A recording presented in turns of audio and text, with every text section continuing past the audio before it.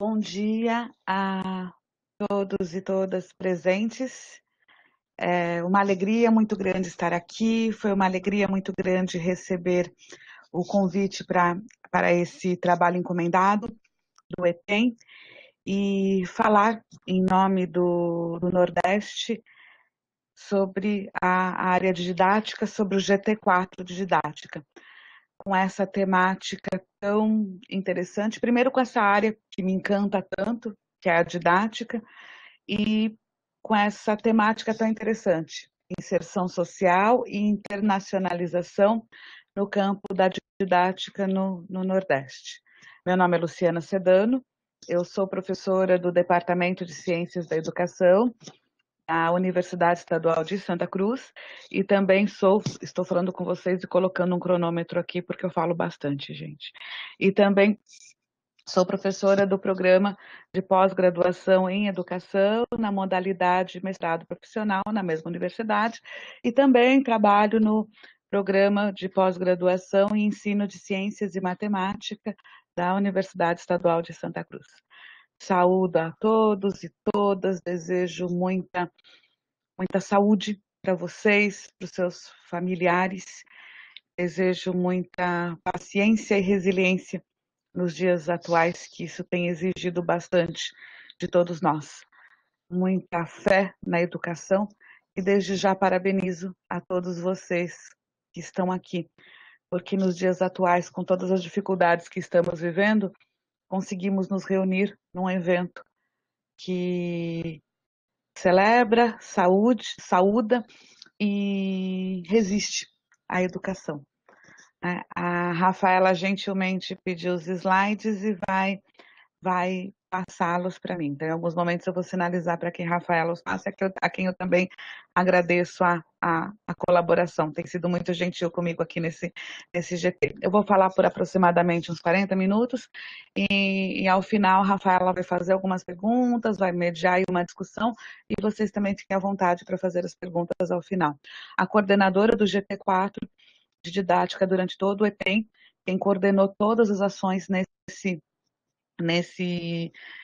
evento de receber os trabalhos e encaminhar para avaliação, tudo que foi relacionado à organização dos trabalhos relacionados à didática foi a professora doutora Cristina Maria Dávila Teixeira, a quem eu cumprimento também, e o vice-coordenador foi o professor doutor José Leonardo Severo, a quem eu cumprimento também. Pode passar, Rafa, obrigada. Eu já vou tomar a liberdade de chamá-la de Rafa, né? Como emenda, você pode passar, só dar um page down, que esse resistência entrar depois. Veja se ele... É para ele entrar um pouquinho depois. Ah, ele já entrou com tudo junto. Ah, tudo bem. Como emenda para essa conversa com vocês, né, eu tive que fazer uma pesquisa que trabalhasse e estudasse esses aspectos. Estudo dos impactos e perspectivas das produções dos programas da área de educação do Nordeste no campo da didática, relacionado à inserção social e à internacionalização da internacionalização e deixa eu só olhar aqui no meu slide, que esse resistência entrar depois. Mas como eu passei assim, e a internacionalização no contexto de resistência. E aí, como tema desse evento, como tema do EPEM, esse reexistência entrou com essa outra forma e com esse jogo de palavras, eu quis... Não se preocupe, foi, Rafaela, acho que foi bobagem que eu fiz na hora da formatação. Esse jogo das palavras resistência entrou com uma outra forma, de um outro jeito para olharmos, né? Como é que nós podemos olhar a didática, como é que nós podemos olhar as discussões de didática, como é que nós podemos nos olhar frente à didática e conversarmos e trazermos algumas discussões da didática, não só relacionadas à inserção social e à internacionalização, nesse contexto de resistência e nesse contexto que o EPEM Nordeste traz de reexistência, né, que é esse jogo tão belo de palavras que foi proposto para esse evento. Pode passar. E aí, eu trago para vocês uma proposta de pensarmos um pouco a existência, o resistir e o existir na didática. E pensei fui pesquisar algumas citações de pessoas, né, de nosso respeito e pessoas que acredito que podemos ler e considerar, né, não só no campo da didática, mas em outros campos, acho que até pessoas de campos universais, que podemos pensar, que trazem, né, pensamentos ou que trazem reflexões sobre o resistir e sobre o existir, reexistir, né? Einstein nos fala que a curiosidade, né, traz um primeiro questionamento aí sobre a importância, uma primeira reflexão sobre a importância do questionar e a curiosidade para que a gente tenha a nossa própria razão de existir, né? Temos uma reflexão de Hannah Arendt, que é uma filósofa, né, que nos provoca muito com relação à educação. Quem não conhece, eu indico a leitura de Hannah Arendt, né, que ela traz a educação, uma crítica à educação totalitária, que ela diz que não é de incutir convicções, mas de destruir a capacidade de se formar convicções, né? Quando você tem uma educação totalitária que você quer destruir convicções. Paulo Freire, que dispensa apresentações no campo da educação, e principalmente na nossa região, que diz que quando a educação não é libertador, o sonho do oprimido é ser opressor. E acho que em dias atuais essa citação de Paulo Freire nunca se fez tão presente. E Caio Fernando Abreu, né, que é um literário que diz que hoje existir me dói, fez uma bofetada. Que dias atuais, com tantos ataques que a educação tem vivido, e que nós, professores, temos sobrevivido, nós, professores e pesquisadores, temos resistido e reexistido, muitas vezes trabalhar em pesquisa, pesquisar, lutar pela pesquisa e brigar para levar nossas pesquisas adiante tem doído, feito uma bofetada. A resistir tem doído, feito uma bofetada. E trago esses questionamentos para que eu possa aquecer nossa discussão quanto ao resistir e o reexistir. Porque mesmo doendo como uma bofetada, mesmo percebendo que muitas pessoas na nossa sociedade, né, que tiveram uma educação que não foi libertadora, que tiveram uma educação totalitária, que tiveram uma educação que não os permitiu questionar ou não os ensinaram para o questionamento, nós ainda existimos, nós ainda resistimos, nós ainda estamos aqui. Eu deveria, só parar um minutinho, eu deveria ter pedido uma licença logo no início para vocês. Ontem, na fala de abertura, o professor Cláudio Nunes, com muita sensibilidade, muita delicadeza, falou que nós estávamos, exatamente por estarmos em situação de um evento online, né, de um evento remoto, que se a conexão do palestrante caísse, que era para ter paciência, se uma criança entrasse enquanto a pessoa estivesse apresentando o trabalho, que era para ter paciência, e citou a reforma. Aqui onde eu moro, em frente a onde eu moro, estão construindo um prédio, exatamente um prédio. Então, se vocês ouvirem marteladas, serras e afins, eu peço já antecipadamente me desculpe. Eu fechei a janela para tentar minimizar o barulho, mas às vezes os funcionários brigam entre eles, falam algumas palavras pouco ortodoxas, digamos assim, mas estamos lá, vamos seguir em paz. E vai dar tudo certo. E conto com a paciência de vocês. Pode passar, Rafa, obrigada. E aí, com essa necessidade de resistência, eu fui à pesquisa das existências da didática na região Nordeste. Como é que a didática se manifesta e se põe na região Nordeste? Como é que ela resiste e existe na nossa região? E eu não posso deixar de pontuar que nos dias atuais, fazer pesquisa no Brasil, principalmente na área de humanas, educação, virou um ato de resistência, né, para o nosso país. A gente estar em educação, estar em pesquisa, virou um ato de resistência. Recortei 3 chamadas de matérias que encontrei na internet relacionadas a isso, né? Cortes dos últimos 10 anos de verba para. Aí, quando eu digo dias atuais, não estou dizendo necessariamente desta semana. Então, há 10 anos existem verbas para cortes de verbas para pesquisa, cortes de verbas para pesquisa que essa chamada do meio, né, essa matéria do meio, cortes de verbas para pesquisa que interferem nas pesquisas relacionadas ao Covid, então não necessariamente só em humanas que nós estamos sofrendo prejuízo, e uma questão muito séria que nós tivemos no início do ano, em março, que teve um corte de verbas para as bolsas de iniciação científica, que a princípio, num primeiro edital que houve, as verbas federais não foram destinadas aos projetos de humanas, foram apenas destinadas aos projetos de ciências e tecnologia e aos projetos da área da saúde. Aí você pensa, talvez fosse por conta de Covid e tudo mais. Não, os projetos de ciência e tecnologia foram privilegiados, né? Não foi uma força-tarefa apenas para os projetos de saúde. Depois de uma pressão popular enorme e tudo mais, o governo voltou atrás e cedeu verbas de iniciação científica para o grupo de humanas também. Se você colocar corte de verbas em qualquer site de busca, corte de verbas para pesquisa, vai chover uma série de matérias para você, para você poder ver né, e sofrer um pouco e tentar estirar isso. Então, nesse cenário, né, de corte de verbas, nesse cenário pandêmico em que vivemos, não podemos deixar de tirar isso de mente.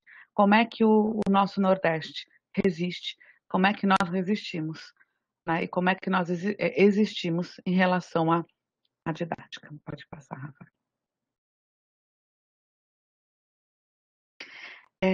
E aí eu fui, né, à pesquisa com algumas perguntas me inquietando, discutindo com aquela ementa que me foi passada, que eu apresentei a vocês no início. Né?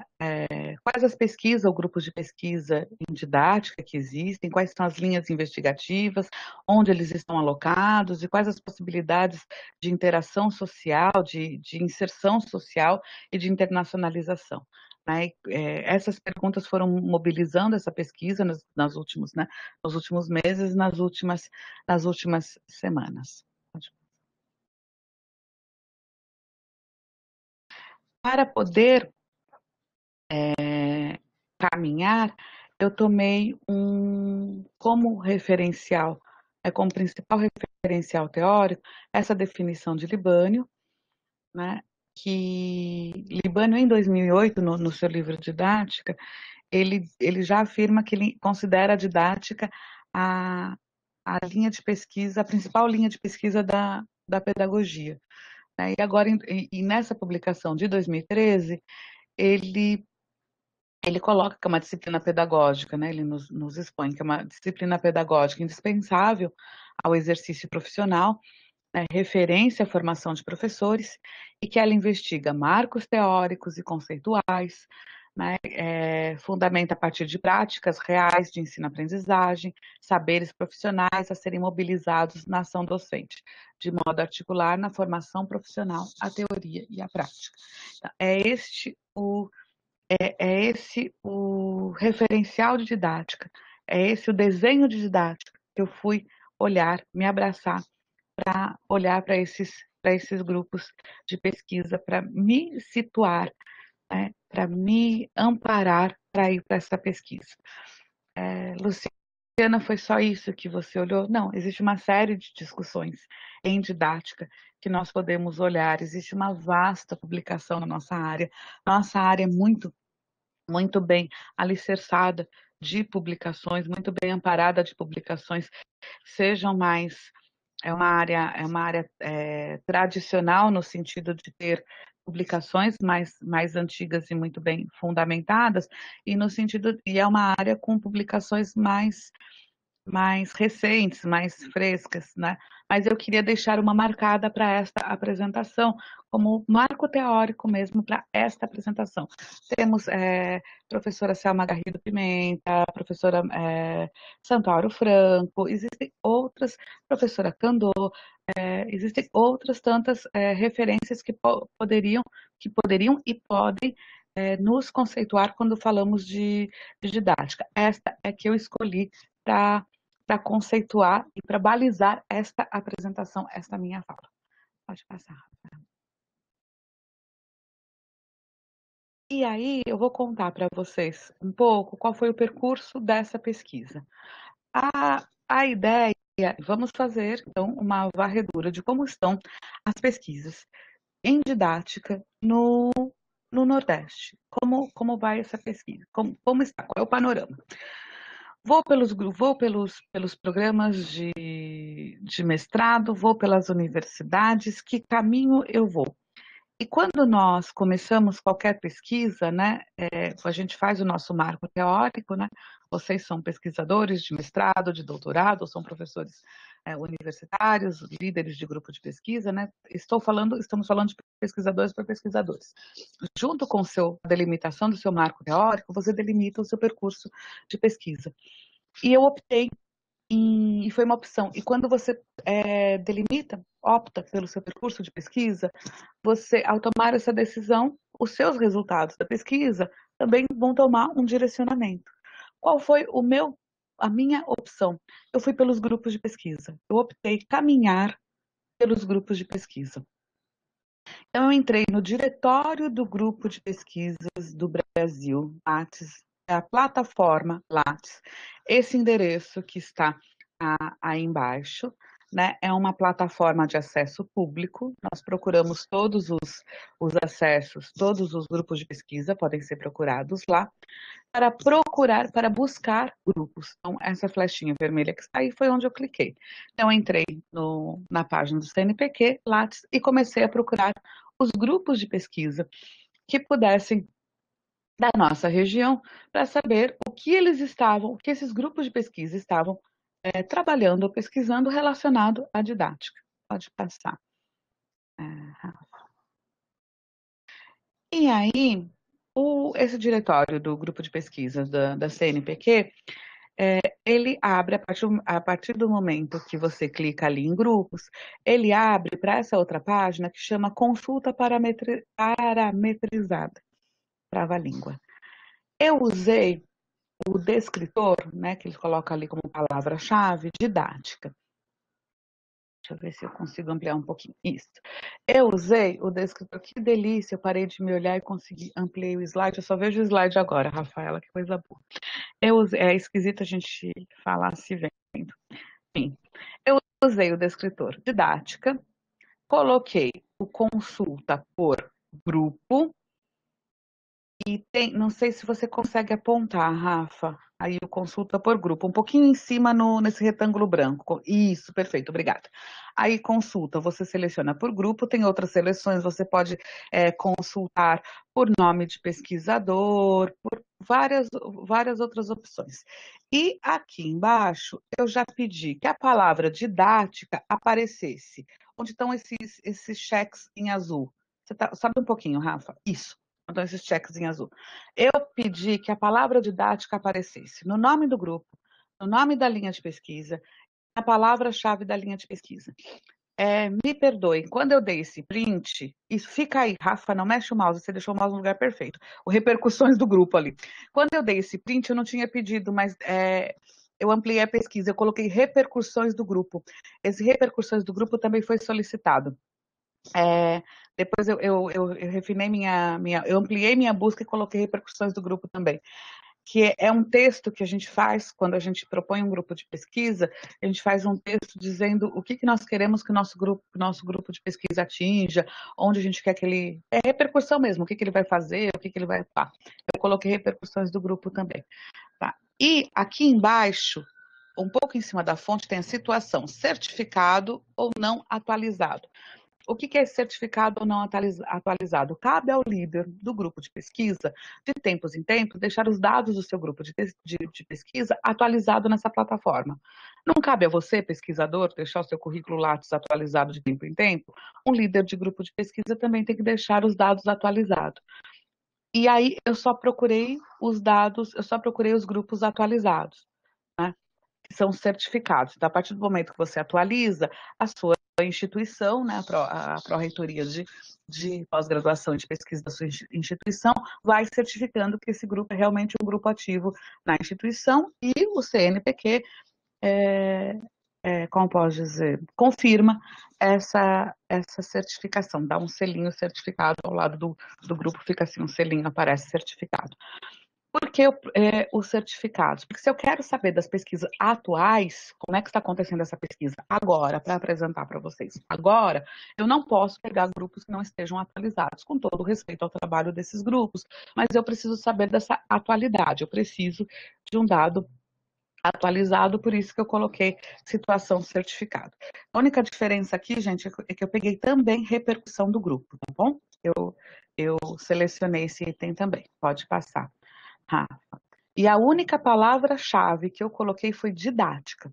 Procurei grupos que tivessem didática naqueles campos.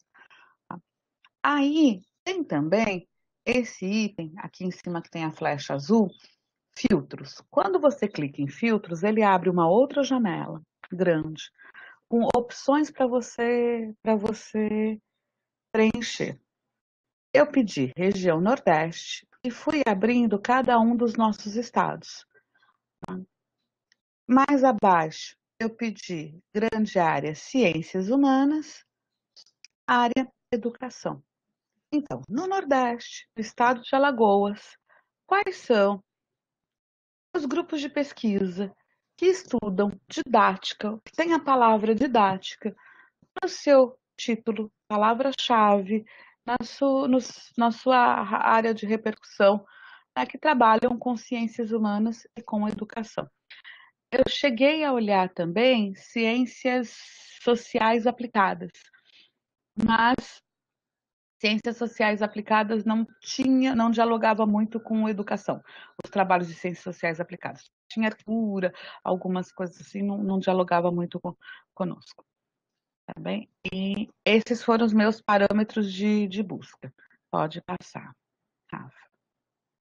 Até então, eu estava lá na plataforma.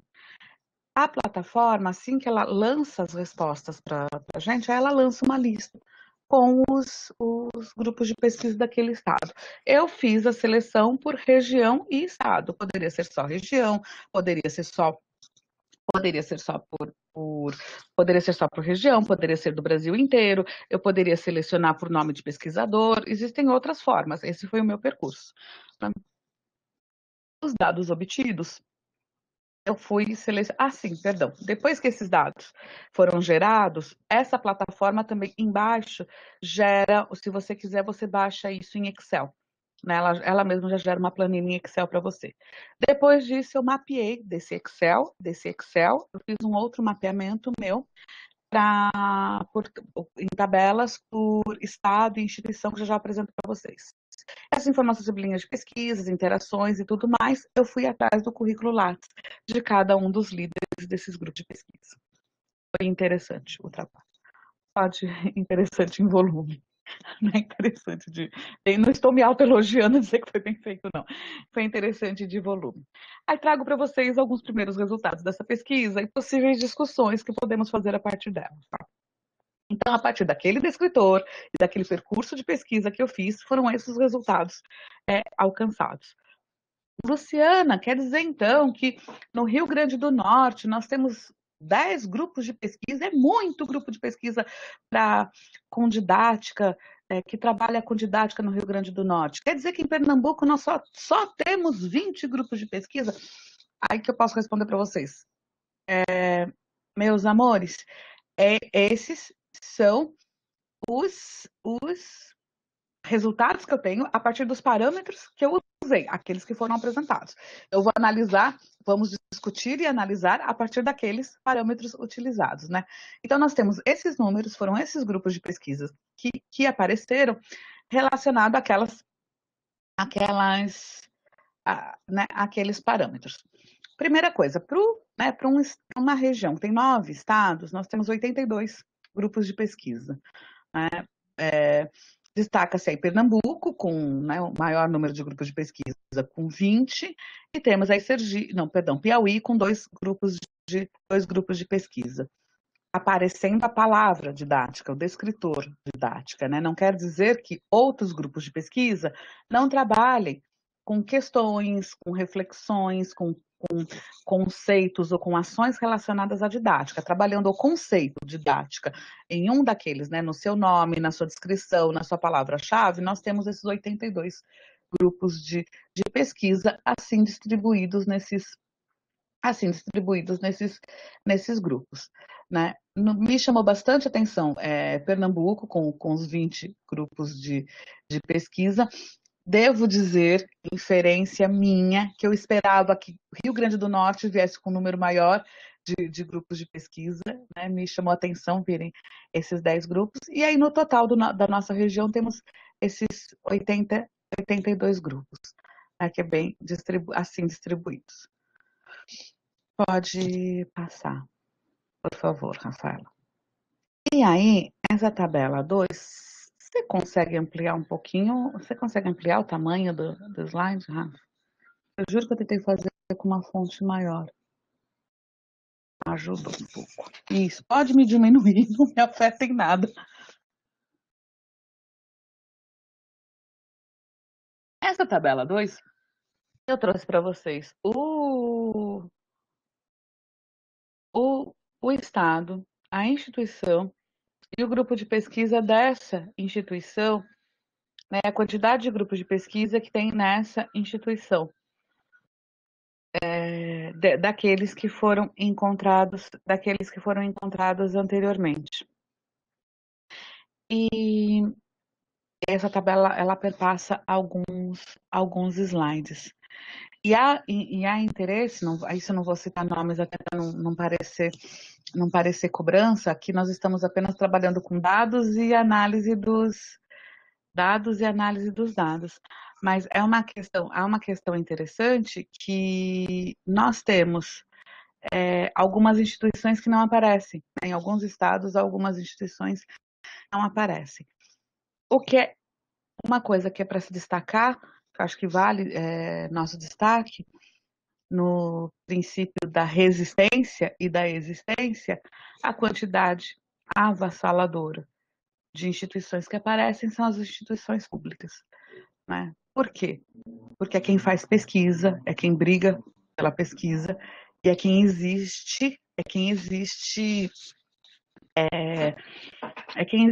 em prol da pesquisa. Então, quando somos chamados de folgados, o professor não quer voltar a trabalhar porque quer ficar em casa, né? Professor quer balbúrdia, né? Que a gente só faz balbúrdia, não é isso que fomos chamados. Desses 82 grupos que existem nessa busca que foi feita, nessa busca que eu fiz, olha aí quantas instituições públicas temos. Tirem vocês suas conclusões, né, ao olhar os dados. E aí temos Alagoas, Bahia, né, os dados foram olhados foram organizados em ordem alfabética, né, os estados. Pode passar, Rafaela.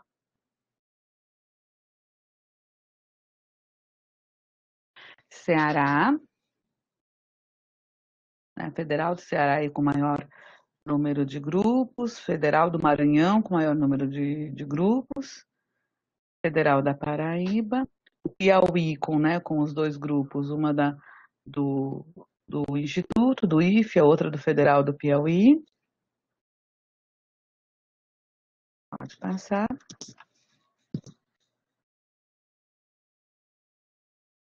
Pernambuco, eu não sei o que deu com esses números do Rio Grande do Norte, tá, gente? Perdão pela formatação, que eles ficaram dançando, eu fiz de tudo para tentar alinhar, não consegui. Essas coisas de formatação me deixam doida, principalmente a apresentação. Me perdoe. Olha que interessante destaque para a Universidade Federal de Pernambuco. Repare o quanto aparece universidades, o tanto que a instituição pública se destaca nesses dados. E o quanto isso tem que ser levado em consideração. Porque grupos de pesquisa, o trabalho com a pesquisa, a frente de pesquisa e produção de conhecimento, ela é a produção da ciência, a produção do conhecimento, ela é uma demanda para qualquer instituição de ensino superior. E para qualquer professor, doutor, que se propõe a trabalhar em instituição de ensino superior. Né? E, na verdade, quem está se colocando ao serviço da pesquisa, né, em didática, na nossa área, de acordo com os nossos dados, né, aqui, quem está se colocando a serviço da pesquisa e do trabalho com a didática, né, são as instituições públicas em uma comparação aí, né, numa que não vou falar desleal porque a instituição pública não é desleal, muito pelo contrário, estão sendo desleal com ela.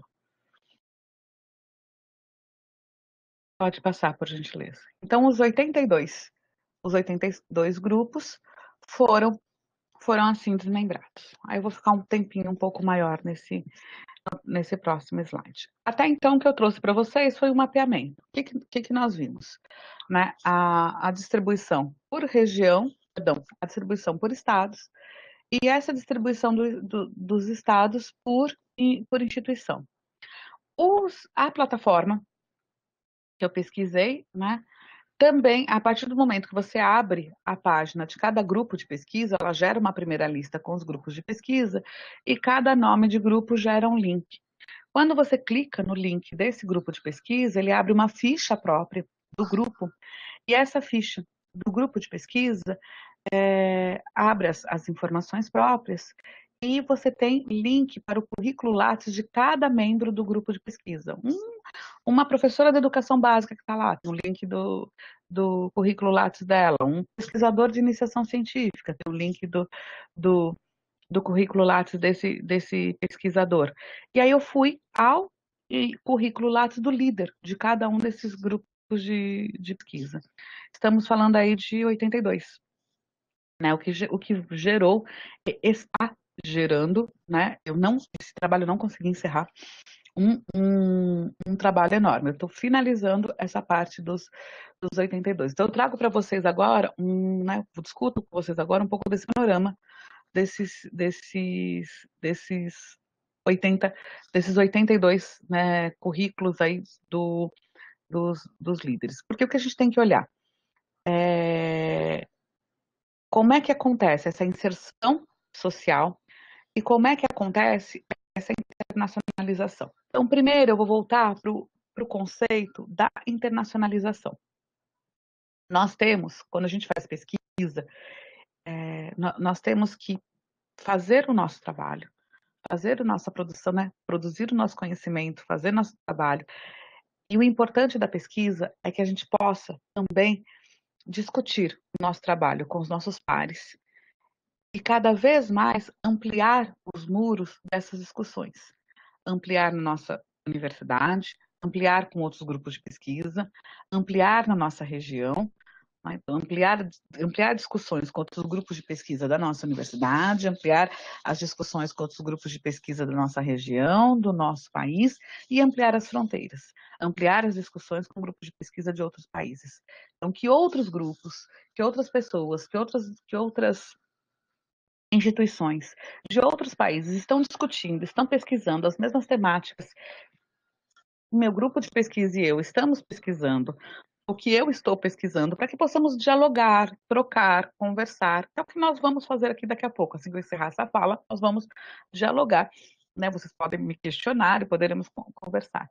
Então, o olhar agora foi o que nós podemos fazer né? O que nós temos a partir dessa primeira varredura em termos de internacionalização? Só que a internacionalização, ela bate também e discute também diretamente com a resistência, porque internacionalização também bate lá na frente com aquelas primeiras mensagens, manchetes, reportagens, matérias que eu coloquei para vocês relacionada à verba. Agora, nós ainda temos, né, com essa pandemia, com essa infelicidade dessa pandemia que nós vivemos, nós aprendemos bastante a trabalhar remotamente e o remoto nos aproximou, né, de alguma forma. Porém, você trabalhar, né, trabalhar remotamente nos aproximou de alguma forma, mas você trabalhar internacionalmente requer custos e investimentos que dificultam e muitas vezes impedem, né, impossibilitam parte do trabalho. E trabalhar internacionalmente também é uma resistência. Eu estava esses dias investigando quanto quanto pode se fazer ou quanto se investe para publicar um artigo internacional. Algumas boas revistas internacionais, estou dando um exemplo, não é só isso, internacionalização, por favor. Estou dando um exemplo muito pequeno. Algumas revistas internacionais cobram para publicar. Boas revistas, não estou falando de revistas predatórias, tem revista que compra artigo, oferece dinheiro oferece de pagar para publicar, não. Algumas boas revistas, bem referenciadas, cobram cobram suas publicações. Cobram em dólar ou cobram em euro. Né? E fazendo a conversão, de uma revista A1 ficava em média R$ 16.000 ficar um artigo. Né? Pensem, com corte, pensa quantas bolsas de iniciação científica a gente paga com R$ 16.000. Quantas? E mal tivemos bolsa de iniciação científica esse ano para a área de humanos. Né? Pensa que verba a universidade vai ter para bancar, né, esse artigo, que eu não sei nem se eu tenho coragem de pedir para a universidade. Primeiro precisa ter o artigo aprovado, né? Ok, mas, né, é um primeiro passo. E eu estava pesquisando por pesquisar. E é uma realidade. Né? Mas independente disso, artigo é uma faceta dessa questão da internacionalização. Independente disso, quais seminários, quais possibilidades, quais trocas, como isso é possível, como isso pode ser aproximado, né? Como podemos nos aproximar. Existe a questão da língua, né? Temos uma certa proximidade, uma certa facilidade com os nossos colegas latinos, né? Nós podemos arriscar um pouco, né, para quem não tem a fluência no espanhol, às vezes nós tentamos nos aproximar um pouco mais usando, né, o portunhol, usando um pouco mais qual é a nossa facilidade, qual é o nosso investimento com o inglês, nesse sentido da internacionalização. Então, tudo isso não é para desistir da internacionalização, mas é para pensar que existe toda uma série de investimento, de existência e resistência que precisamos vencer para falarmos em internacionalização. E nem por isso ela deixa de ser importante e necessária. Ela é importante, ela é necessária, mas ela precisa de investimento e de busca. Então, como eu fui ao currículo Lattes desses professores, né, de alguns professores, e olhando publicações internacionais, eventos, publicações internacionais e projetos de pesquisa que eles estivessem desenvolvendo em parceria com instituições fora do país ou com pesquisadores, né, de fora do país. Então, nós temos, em maioria, trabalhos voltados a pesquisas, né, com pesquisadores latino-americanos, né, e com muitos trabalhos na nossa área, bem desenvolvidos e sérios, com pesquisadores em Portugal. Nós temos muita parceria com pesquisadores em Portugal. Pode passar, Rafa. E aí, eu tomei uma liberdade de colocar uma, uma palavra nessa imersão. Tá? Eu coloquei um olhar para a imersão, coloquei entre parênteses teórico, coloquei um teórico social. E tem uma coisa que me chama a atenção, uma situação que me chama a atenção. Porque a didática e as discussões sobre didáticas, ela é ampla. Aí as discussões sobre didática são amplas. Tem um artigo da professora Bernadette Gatti, de 2012, que ela fala sobre. Depois, quem tiver interesse, eu coloco as referências no chat. Que ela fala sobre uma discussão sobre metodologia em ciências humanas e principalmente em educação, como as pessoas confundem alguns termos, educação, pedagogia, didática, né? E o termo didática, ele é bem amplo. E eu trouxe aqui para nós discutirmos um pouco, isso que eu estou chamando de imersão teórico-social, o quanto, o que eu trago aqui nesses retângulos coloridos são nomes de alguns grupos de pesquisa, né, os títulos de alguns grupos de pesquisa que eu achei nessa busca. E alguns deles você pode pensar assim, sem nenhum prejuízo, sem nenhum demérito, por favor. Mas olha onde o campo da didática chegou. Eu me encanto por esse azul aqui do canto direito. Acho que para vocês aparece no canto direito também esse grupo, esse do canto direito aqui de matemática. Neuromate, grupo de pesquisa em neurodesenvolvimento, em neuro, não, grupo de pesquisa em desenvolvimento neurocognitivo da aprendizagem matemática. Esse grupo pesquisa questões da didática. O da esquerda, tecnologias da informação e comunicação na formação de professores presencial e à distância online. Esse grupo discute questões de didática, né? Ele se autodeclara discutindo questões de didática. O primeiro, grupo de pesquisa e educação, história e cultura científica. Então, é um grupo que estuda a cultura científica na perspectiva da educação e da história. E quando eu fui abrindo as planilhas do Excel, eu encontrei uma série de grupos de pesquisa, ensino de química, ensino de física, ensino de matemática, uma série de que você que eu tenho, eu sou pedagoga, né? Minha formação inicial é pedagogia. Quando eu coloquei a gente também vai para pesquisa com as nossas hipóteses, né, de pesquisa, com as nossas inferências. Quando eu coloquei a palavra didática lá, o que eu achei? Didática e formação de professores, ensino, eu achei, né, fiquei lá no meu quadradinho da didática. E quando você vê todas as possibilidades de diálogo que a didática abre, né, é isso que eu estou chamando de imersão teórico-social. Quantas outras áreas de conhecimento, eu escolhi a área educação, mas o quanto essas outras poderia chamar sub-áreas de conhecimento, né, laboratório de pesquisa multimeios, encontra o diálogo com a didática para poder trabalhar. E eu não entrei, que era um slide que eu fiquei me coçando para colocar, mas eu achei que eu ia me estender demais no tempo. Eu não entrei no campo que nós estamos atualmente discutindo e borbulhando de metodologias ativas, gamificação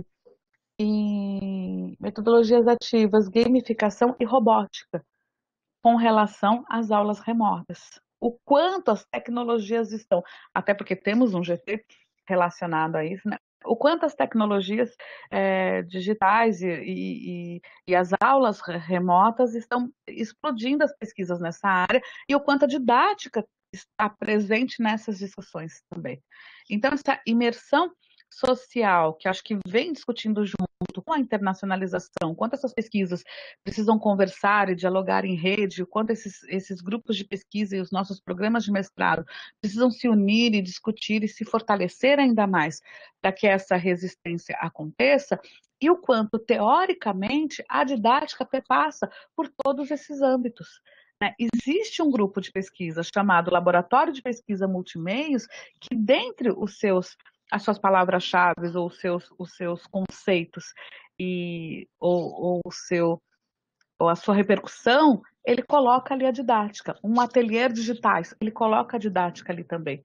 E aí, nesse aspecto, já encerrando um pouco minha fala e abrindo aí para os comentários e questões de vocês, eu deixo, né, eu deixo uma provocação e uma provocação, uma cutucada dessa amplitude, né, talvez uma constatação minha, né, se pudesse ter umas primeiras considerações, dessa amplitude e dessa complexidade da didática, tudo que cabe dentro da didática, tudo que, tudo que pode ser colocado dentro da didática, e nesse aspecto, eu acho, né, que ainda há lacuna para grupo de pesquisa. Talvez nesse aspecto, os 82 grupos de pesquisa sejam poucos, né? Talvez a gente precise existir um pouco mais enquanto grupos de pesquisa. Talvez a gente precise aparecer um pouco mais enquanto grupo de pesquisa. Talvez os 82 sejam poucos. Para quem sou eu para avaliar alguma coisa? Nesse Nordeste tão lindo e tão grande, com tanto trabalho maravilhoso sendo feito, talvez esses 82, com tantas possibilidades de trabalho, seja um número ainda pouco significativo para tudo que a gente pode fazer e construir no campo da didática. Peço para a Rafaela passar para a próxima, por gentileza. Já encerrando minha fala, desse momento de resistência e existência que estamos, todos os campos de, digamos assim, ilustração e enfeites que eu fiz nos slides, eu usei o logo, partes do logo do EPEN, né, para ilustrar, que é de um bom gosto incrível.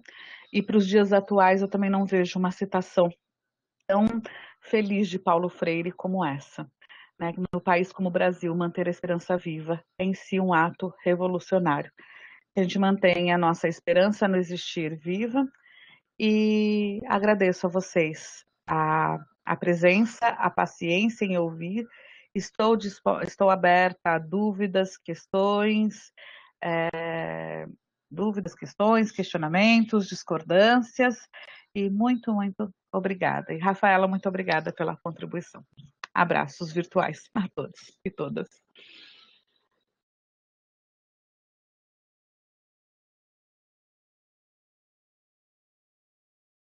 Ah, só um minutinho, Rafa, tinha mais um slide. É que eu fiquei emocionada com Paulo Freire. Você pode ampliar esse, por favor?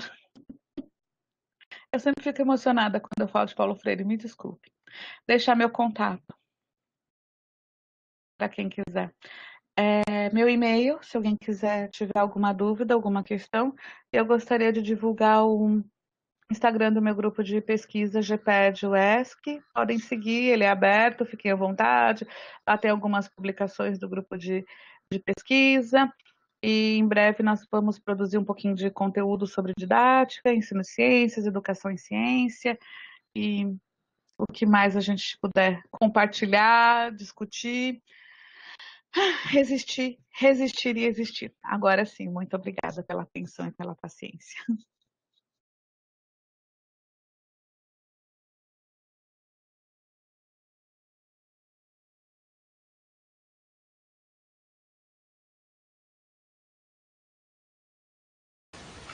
Bom dia mais uma vez a todos e todas. Muito relevante seu trabalho, professora. É muito gratificante ver esse mapeamento, né? Eu acho muito inerente, ainda mais dentro do campo da didática, que é um grande campo de pesquisa, né? Dentro da didática temos desdobramentos aí de metodologias didáticas, até mesmo, não é? E gostaria de saber se a professora tem já alguns apontamentos sobre esses grupos de pesquisa, se temos denominadores em comuns nesses grupos de pesquisa, em pesquisadores afins, ou né, discordâncias entre essas pesquisas, como que ocorre mais ou menos, se tem algum campo, algum pesquisador ou algum referencial que você tem mais afinco, além de Paulo Freire, né, que já podemos notar. Obrigada, Rafa, pela pergunta. Primeiro, eu queria deixar aberto para algum participante que quiser fazer pergunta. Eu vi que a Rafaela escreveu no chat, vocês fiquem à vontade para perguntar, tá bom, gente? Se eu souber responder, eu vou responder. Se eu não souber, eu peço o e-mail da pessoa e depois eu me desculpo e peço o e-mail da pessoa e depois me comprometo a responder. Tem algumas coisas me impressionaram em comum nos grupos. Primeiro, uma primeira coisa que me impressionou é o quanto as áreas de conhecimento, deixa eu ver como é que eu explico. As demais áreas de conhecimento estão imbricadas com a didática. Então, nós temos muitos grupos de pesquisa, que foi o que eu citei um pouco atrás, de ensino de química, de física, de biologia, de matemática, que estão trabalhando com didática e colocam a didática no seu, no seu trabalho. E eu tinha como expectativa, quando comecei essa pesquisa, que eu ia encontrar, deixa eu falar um termo que eu não pareça preconceituosa, mas é que eu fosse encontrar, perfeito, discussões, que é aquilo que Libânio diz, mais dos fundamentos da didática, mais voltadas a currículo, formação de professores, uma coisa mais voltada aos próprios fundamentos da educação, mais voltadas a fundamentos. Então, o que os grupos se aproximam muito quando eles, ao discutirem práticas de ensino nessas diferentes áreas. Então, tem muitos grupos nesse sentido. E existe uma outra quantidade significativa de grupos discutindo formação de professores. Isso também é bem interessante. Em relação ao percurso teórico, aos pesquisadores que você citou, eu não cheguei a fazer interlocução entre os grupos, não consegui chegar. Uma excelente pergunta, talvez eu consiga incorporar isso à escrita do texto. Se esse pesquisador deste grupo está num outro grupo também enquanto membro. Não consegui fazer essa interlocução. Eu posso fazer sim uma excelente pergunta enquanto membro de grupo. Não fiz essa pesquisa. Com relação ao referencial teórico, nós temos assim os pesquisadores, né, os referenciais célebres que acho que a gente tem que estar presentes em todos os textos que a gente citar como quando falamos com didática, né? Trouxe o marco para esta apresentação, né, no texto. Quando eu cito texto, gente, além dessa apresentação, eu apresento um texto, né? Eu tenho que apresentar um texto escrito para este seminário, para este evento, e ele vai sair nos anais do evento, né? O trabalho encomendado do GT de Didática. Então, para o texto, né, eu trago Selma Garrido Pimenta, José Libânio, Candô, e trago também a professora Santuário Franco, né, que acho que são 4 referenciais muito marcantes com relação à didática. E, além disso, trago revisão de literatura, né, que são autores atuais que têm se destacado, né, que são autores mais recentes que têm se destacado em suas publicações mais próximas, né, mais recentes, né, próximas em tempo, com relação. E nesse aspecto, acho que muito respeitosamente, não só por ser a coordenadora do GT, mas por ser da nossa região, muito respeitosamente, cito a professora Maria Cristina, né, que é uma pessoa que tem se despontado bastante na área. Inclusive, eu estive na UFBA no último ENDIP, né, que é o Encontro Nacional de Didática e Prática de Ensino, que foi um evento muito bem organizado e foi maravilhoso. A UFBA despontou e, né, acho que temos a professora Maria Cristina, que desponta muito aqui na região, e temos outros grupos e outras pesquisas interessantes. Aí não lembro se me perguntou mais alguma coisa. Era isso, os pesquisadores e... Perdão, Rafa, não lembro se me perguntou, não anotei se você me perguntou mais alguma Era coisa. isso mesmo, era Tá a bom. intersecção dos grupos, as suas referências principais e acho que foi isso, assim, me sinto contemplada pela sua resposta. Se alguém tiver algum questionamento, algum posicionamento, quiser falar alguma coisa, concordando ou discordando, não é, prof? Vale discordar, gente, vale. Nós temos que aproveitar o momento de democracia que vivemos que ainda vivemos, vale discordar, vale ficar bravo, ainda vale. Dentro do respeito da democracia vale tudo. Uma outra questão, e a didática e a educação especial? É, a senhora entra na sua pesquisa também? Como entra? Apareceram acho que 2 grupos só nessa varredura. Acho que só apareceram 2 grupos voltados à educação especial, que me chamou a atenção também. E Uhum. currículo, e com expressamente com a palavra currículo, que me chamou a atenção, acho que só apareceram 2 ou 3 grupos. Nossa. Mas me chamou muita E atenção. você lembra assim de cabeça pontuar em que estado ou onde Não, foram isso eu esses não lembro, grupos? não. Sim, Currículo sim, foi aqui na Bahia. 82 Currículo grupos. foi Bahia, uns de currículo eu lembro que foi Bahia. Educação especial eu não lembro, precisaria olhar. Uhum. Teria que olhar. Eu tô aqui falando com você, com 9 planilhas de Excel abertas aqui embaixo. Mas eu teria que dar uma olhada para ver educação especial. Mas acredito que são 2 grupos só que aparecem. E currículo também acho que só 2 grupos. Não é? Uhum. E eu acho que a tendência também agora, nos próximos anos, se eu pudesse arriscar, e foi uma pesquisa muito, deu trabalho, mas foi uma pesquisa muito gostosa de fazer. Eu acho que a tendência de agora em diante é entrar as tecnologias, né? Assim, a didática vai ter que Uhum. parar.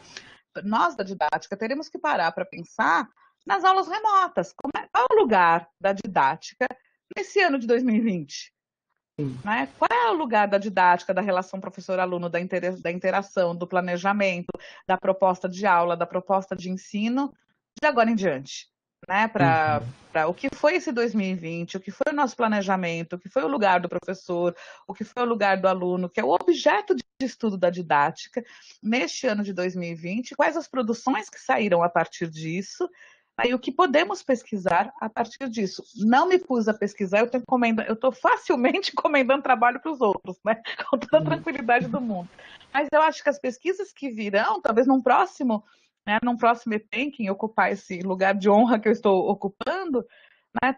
Talvez explodam as pesquisas nesse campo, Sim. né? As Eu pesquisas e publicações. sou pesquisadora do GEC, que é o Grupo em Educação, Comunicação e Tecnologias. Ele é coordenado pelo professor Nelson Preto, que também é meu Ah, orientador de iniciação científica, tá bem. e professora Maria Bonilla. E Uhum. dentro do GEC, a gente já estuda essa ideia de tecnologias dentro da sala de aula e a sala de aula dentro das tecnologias, né? Tem uma frase que eu gosto muito de Nelson, que ele diz: a gente não precisa da internet nas escolas, mas a gente precisa das escolas na internet. Isso o Nelson já falava lá em 2002, 2005, né? E hoje em dia a gente vê, 12 anos depois, isso reverberando de uma outra maneira, né? E ainda pensando como ter uma produção de conhecimento livre, aberta, e a gente também pesquisa metodologias colaborativas, né? Porque hoje em dia eu acho que com todo esse boom tecnológico que fomos forçadas a ter, agora a gente precisa pensar maneiras coletivas de construir uma nova educação também, né? Porque já vemos que a didática de lousa e giz não funciona mais, né? E também aulas expositivas também já não suprem as necessidades, né? Precisamos de uma outra metodologia, de uma outra didática. E fico muito feliz que o professor esteja pesquisando esse espectro, né? Porque eu acho que não é nem um campo, é todo um espectro, porque envolve várias condições, né? E E acho que sim, concordo com você. Fomos, infelizmente, por questões muito tristes e muito caóticas, catastróficas, né? Nós tivemos que nos adaptar, né? Infelizmente, ainda tem muitas crianças sem acesso, né? Muitos alunos. Aí não vou nem colocar só crianças, porque nós temos jovens e adultos também sem acesso. E muitos professores que tiveram que, né, pintar a porta de casa para fazer de lousa, para filmar a aula e para pensar essas aulas remotas. Em contrapartida, as pessoas se aproximaram muito mais, né, da internet, das possibilidades de interação. Quando que eu imaginaria um congresso totalmente virtual? E esse não é o primeiro que eu participo este ano. Né? Quando que a gente imaginaria, não sei se você chegou a participar, Rafaela, de alguma banca de mestrado ou doutorado, que um integrante não podia participar e esse integrante participava virtualmente, ele não podia participar Sim, sim, presencialmente, sim. esse era um sofrimento, a conexão caía, todo mundo ficava triste, ele falava e travava, e a gente ficava chateada, aquela coisa toda. Agora as bancas estão sendo todas virtuais, né? Aham. Não digo é melhor, é pior, mas todo mundo teve que se readaptar. Né? Na verdade é pior, né? Não tem um abraço, que isso faz muita falta. Então, assim, é uma catástrofe. A pandemia é uma catástrofe, não estou tirando esse lugar dela. Vidas foram perdidas, a gente não pode esquecer disso. Mas, mas a tecnologia veio mostrar, ó, tô aqui, vou, né, me usem, né? Tô aqui, posso ser usada para coisas boas. Posso ser usada também para coisas boas. A tecnologia veio mostrar isso e a desigualdade também veio junto. Né? Sim. Tô aqui, mas não tô para todo mundo. Tô aqui, Uhum. mas, né, eu me relembro disso, eu também me cobro de me relembrar disso o tempo todo. Eu, Luciana, moro sozinha, tenho uma conexão de internet relativamente boa, tenho um computador à minha disposição, então eu também não posso falar de, tá tranquilo para todo mundo, né? Todo mundo tem Uhum. essa condição que eu tenho e também tem gente que tem condição muito melhor que a minha de internet, de computador. A gente se colocar, né, na reflexão o tempo todo. Acho que o que mais me encantou e me impressionou nessa pesquisa, que acho que a pesquisa ela sempre tem que aí é uma posição pessoal. A pesquisa tem sempre que nos surpreender. Vamos lá para aquela primeira fala do Einstein, né? A curiosidade. A curiosidade tem que a gente tem que se mover pela curiosidade e a pesquisa tem que nos surpreender. Se você vai para a pesquisa com as respostas prontas, sua pesquisa já não tem sentido, né? Seus dados têm que te incomodar, seus dados têm que te surpreender. Então, tem uma coisa na didática que eu sei da amplitude, já trabalho com didática há um tempo, eu sei da amplitude da didática, mas eu acho Uhum. que ainda o que me surpreendeu foi isso, o quanto o campo da didática ainda pode ser mais ampliado, né? Então, nós temos pesquisas em neurociência que discutem didática, né? Pesquisa em tecnologias que também abraçam ou se sentem abraçadas pela didática. Acho que essa foi talvez a surpresa mais positiva e mais inquietante que me trouxe, que essa varredura, essa pesquisa me trouxe. Porque se é tão grande o campo, então o número de grupos de pesquisa está pequeno. Uhum. Né? Se o campo amplia tanto, o nosso número de grupos de pesquisa ainda está pequeno, de acordo com esses parâmetros que eu usei para a pesquisa, né? E de acordo com a minha leitura e a minha avaliação.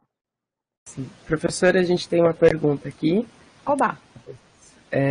Bom dia. Pensando na didática como exercício essencial, como nós, professores, podemos pensar a partir das diversidades dos alunos e das alunas.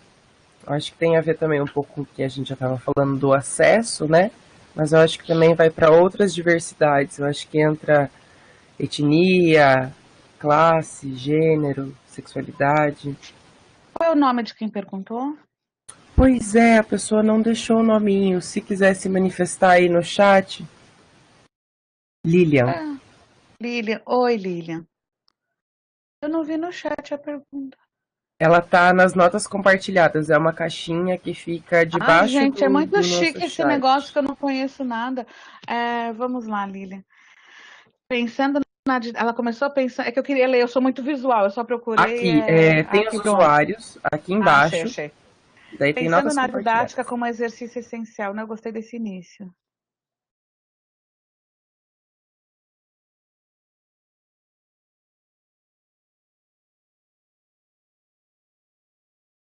Lilian, acho que tem duas coisas que você traz para a gente. Bom dia, obrigada pela pergunta, Lilian. Tem duas coisas que você traz para a gente na sua pergunta. Você já traz uma coisa muito bonita, uma resposta muito bonita na sua pergunta. Você traz a didática como um exercício essencial. E acho que como exercício tem que ser vivido todo dia, né? Exercitado todo dia. Você não traz a didática como algo pronto e estagnado, como um exercício. Então, se é exercício, tem que ser praticado, refletido, praticado de novo, né? Eu penso exercício como processo. Estou traduzindo exercício como processo. Então, nesse sentido, a didática que pensa a prática de ensino, que, né, ela é um processo, é um exercício. Como eu posso fazer com relação, né, às didáticas, às diversidades do aluno? Como é que eu posso pensar a minha prática de ensino contemplando a diversidade dos alunos? E aí eu posso pensar, pegando aí emprestado o que Rafa falou, a diversidade como um todo, né? E aí vou colocar, inclusive, diversidade nos ritmos de aprendizagem, vou colocar nesse campo também, já que estamos colocando a didática como prática de ensino, tá bom? Acho que existe duas premissas a serem pensadas aí. Cada aluno é único, né? E aí eu consigo pensar a diversidade. Cada aluno é único e, ao mesmo tempo, em sala de aula, estou trabalhando com um coletivo. E o coletivo não é soma de individualidades. Então, existe um coletivo a ser preservado, existe um grupo a ser preservado, né, e com as regras e normas de convivência e um bem viver daquele grupo. E existe este coletivo, mas existe também o único de cada indivíduo. Ao mesmo tempo que você vai pensar sua aula para que esse coletivo seja preservado e respeitado e considerado enquanto grupo, aí você também tem que preservar, e é um desafio grande, essa individualidade. Uma coisa boa que pode parecer jargão, mas nesse exercício que você mesmo traz na sua pergunta, às vezes o professor consegue, a professora consegue responder no olhar, né? Consegue responder essa diversidade, consegue responder numa resposta a um abraço, numa resposta a um numa resposta a uma chegada afetiva de um aluno, numa resposta a uma entrada de um aluno a você, a uma forma como um aluno se dirige a você, como é que aquele aluno que tem aquele caderninho bonitinho, todo arrumadinho e que está sempre muito bem e penteadinho e bonitinho, vem e te mostra uma lição, como é que aquele que chega todo suado, esculhambado, com o caderno caindo das páginas, chega para você e como é que você reage, né? Que são pessoas diversas naquele seu coletivo. Né? E como é que, trazendo para questões de gênero, como é que às vezes um menino que tem jeitos que socialmente afeminados, lidos como afeminados, como é que você lida com ele em sala de aula, ou com uma menina que tem jeitos ou trejeitos socialmente masculinizados ou socialmente lidos como masculinizados, como é que você lida com ela em sala de aula? Né? Mas o nosso olhar de recriminação já é suficiente para aquela criança se sentir excluída. Isso vai, às vezes, até para além da didática ou para além da aula que você planejou. Né? É esse exercício. Né? Por isso que eu peguei no exercício. Às vezes, esse exercício cotidiano está no nosso olhar, né? E nos nossos próprios preconceitos que temos que brigar e lidar no dia a dia. Por isso que esse campo da didática tem se mostrado tão grande. Com relação ao planejamento e à prática de ensino, né, essa parte mais sistemática mesmo do planejamento e da prática de ensino, acho que cada vez mais incluir, né, nos seus textos, nas suas propostas, no seu trabalho, a diversidade que aposta na nossa sociedade, né? Filmes, músicas, poesias, textos com o Brasil, né? Com nós, conosco. Com o branco, com o preto, com o pardo, com o japonês, com o cadeirante, com o gordo, com o magro, conosco, com nós. Comigo, com a Rafa, com a cara de cada um de vocês, com a gente, né? Não só com os loiros, com cara de Gabriela Priori, que diz que o estupro não sei o que não aconteceu. Né? O estupro culposo não aconteceu. Ela loira, escovada, linda, ela talvez não tenha acontecido, não é? Então, assim, bora, bora, bora. Ai, meu Deus, vai gravado pro YouTube depois. bora, bora colocar nossa cara, Colocar a cara do Brasil na, na- nas nossas aulas. Acho que é isso, né? Colocar o material cada vez mais com negro, índio, idoso, idosa, família com. Ah, sim! E BNCC não incentiva muito isso, não. Não espere encontrar isso nos próximos livros didáticos, tá? Não espere. Vocês não vão encontrar isso nos próximos livros didáticos. Vocês não vão encontrar muita diversidade nos próximos livros didáticos. Spoiler para vocês.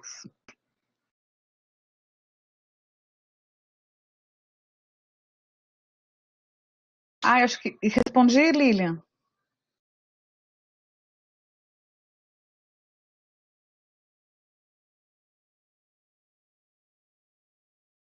Mais alguma pergunta? Depois você responde se eu conseguir te responder. Ela respondeu Sim, que sim aqui sim. no bate-papo. Ah, Pessoal, conheço alguém Lilian da UESC. Ela foi.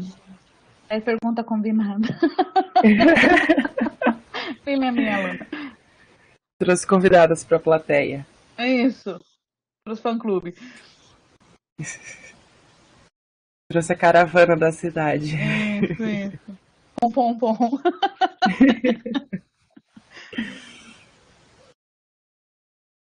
Ô, louco, gente querendo entrar agora no grupo. É. Aparece para mim também, dá uma pitinha aqui para mim. Eu aceito Você porque eu sou aparece pra mim. democrática. É. É Pessoal, alguém tem mais tipo alguma bilhetinho na agenda dúvida? para mãe. Chegou atrasada, Rafa. Aham. Alguém tem mais alguma dúvida, algum posicionamento? Quer compartilhar alguma vivência de sala de aula, de didática, algum problema?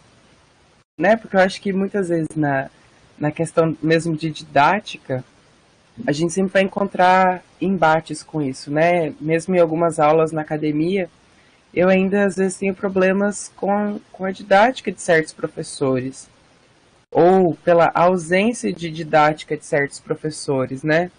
Porque parece que é algo tão desatualizado que chega até nós em algumas matérias, em algumas aulas, que parece que se deslocasse esse professor ou essa professora para uma outra sala de aula, ela seguiria no automático, assim, você poderia encher de aparatos ou tirar todos os aparatos que tem, que o conteúdo seria o mesmo. Ele não comunica, ele apenas expõe, né? E eu acho que Não esse é um espera grande problema. interação. Me permite te cortar, Rafa. Não espera interação dos alunos. Uma vez eu estava numa volta de férias, aí estava aqui, Ilhéus, né? Eu moro em Ilhéus, Ilhéus, cidade de praia, né? E aí eu estava com aquela preguicinha de volta de férias, né? A gente estava numa cabana de praia, conversando com os colegas. Ah, amanhã volta às aulas, ah, amanhã volta às aulas, tal. E aí era um sábado, um domingo, e eu peguei e falei assim: ah, ainda tenho que planejar. Não planejei minhas aulas ainda, mas era alguma coisa assim, minha aula acho que começava na quinta. Falei, nossa, tenho que planejar pelo menos minhas primeiras semanas de aula ainda. E uma colega de um outro curso, não vou dizer o nome, porque isso fica gravado, já falei demais para coisa que fica gravada, pegou e falou assim: ah, não, eu vou. Essa disciplina que eu dei a aula, eu já dei essa disciplina anteriormente, ela é de outro curso, né, da pedagogia. É, eu já dei essa disciplina anteriormente, eu só troco o título do slide. E eu tenho já um grupo de slides, eu tenho os slides do semestre, eu só troco o título do slide. Então, se é, sei lá, 2019.1, eu ponho 2020.1. E continua. Então, ela tem, sei lá, não sei quanto, mas digamos 150 slides para o semestre.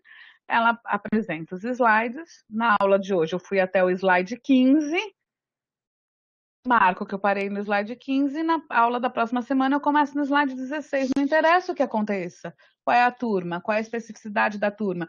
E aí eu chego um pouco, né? Volto para a pergunta da Lília. Não interessa qual é a configuração daquele coletivo e quais são as individualidades ali.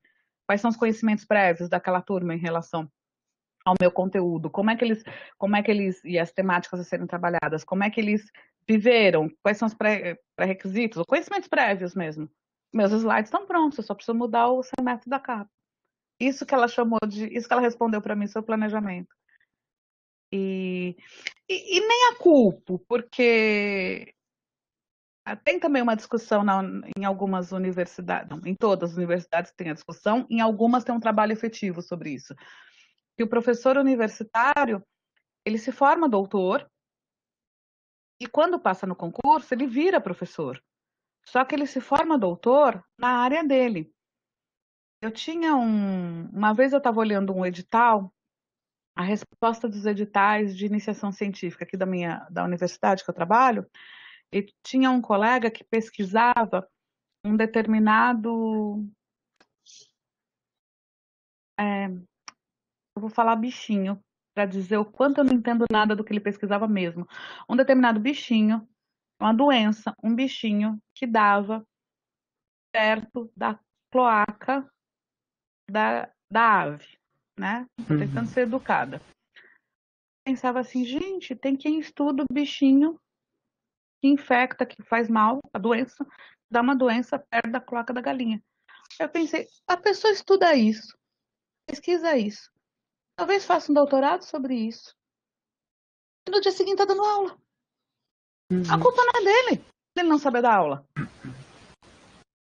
A culpa não é dele de não ter sido formado em didática, em metodologia, em organização da prática pedagógica, em planejamento. Não tem culpa. Culpa não, pelo amor de Deus. Não tem responsabilidade, assim. Que tipo de plano de carreira ou de formação foi dado a esse professor, né, universitário? É isso, é trocar a capa do slide. A aula É é que a essa. formação foi para uma formação acadêmica, né? E não para uma exposição, né? Assim, você aprende a apresentar seminários, onde são exposições, né? Não são aulas. E às vezes se sente ofendido com uma pergunta porque acha que o aluno está duvidando do conhecimento dele.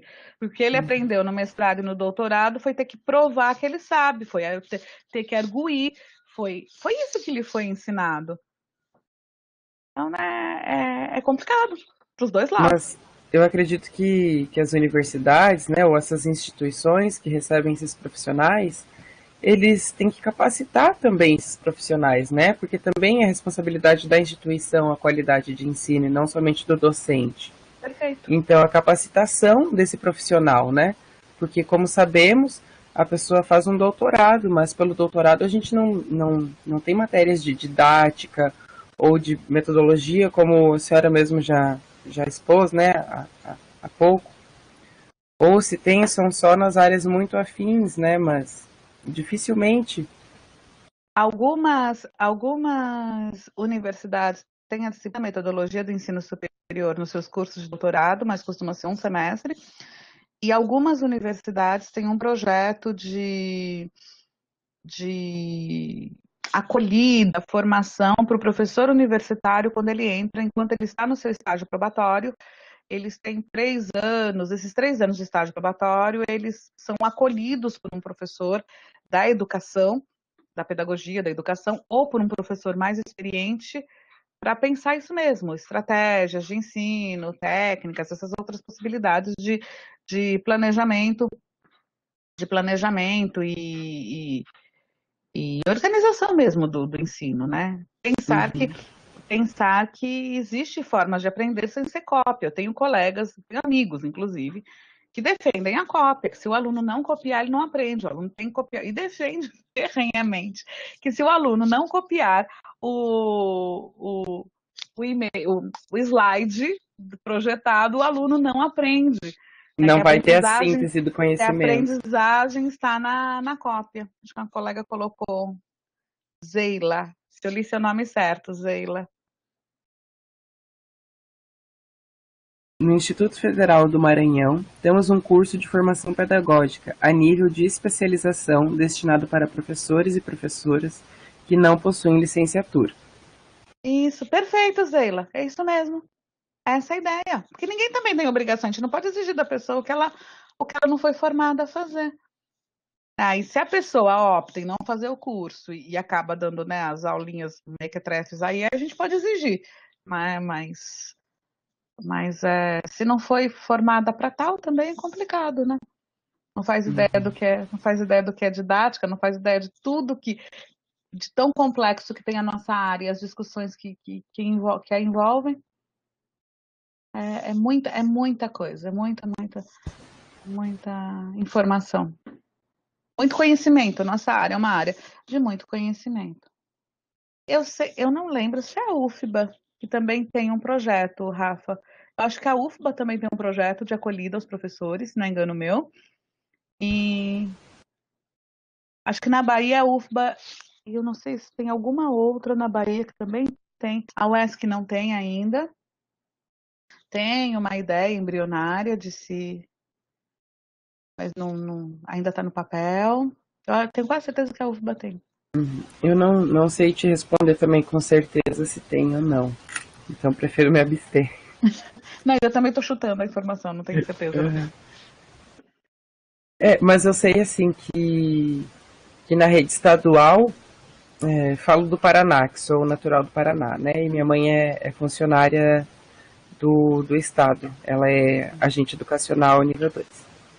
E aqui no Paraná, sim, o estado oferece formação para os professores. Todo ano tem formações pedagógicas, capacitações.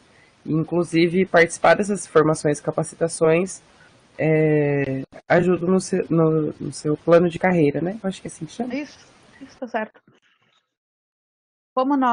Eu acho que como nós, muitos de nós já chegamos na carreira acadêmica, né, com o título de doutor, e somos muito exigidos a produzir e publicar na nossa área de conhecimento, acho que abrir mais uma frente de estudo talvez seja um desafio muito grande para alguns colegas. Mas, de novo, estou inferindo, não tenho dados para informar isso, né? Então estou só elocubrando mesmo. Uhum.